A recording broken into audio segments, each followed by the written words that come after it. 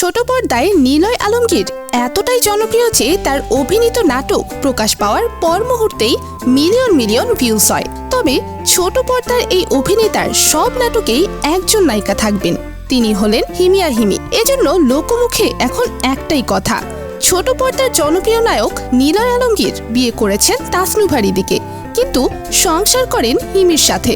তাদের একসঙ্গে দেখতে দেখতে দর্শকের চোখ হয়েছে ছানা বড়া। নেটিজেনদের দাবি, নিলয় আলমগীর এত বেশি নাটকের শুটিং করেন যে তার বিবাহিত স্ত্রী তাসনুভা রিদির সঙ্গে সংসার করার সময় পান কই। 2016 সালে অভিনেত্রী ও মডেল আনিকা কবির শখকে বিয়ে করেছিলেন নিলয়। তবে তাদের সেই বিয়ে খুব বেশি দিন টেকেনি। এরপর চুপি চুপি দুটি মনের পরিচয় ঘটে, যা ধীরে ধীরে রূপ নেয় ভালোবাসায়। দ্বিতীয়বারের মতো ঘর বাঁধেন তাসনুভা রিদির সঙ্গে।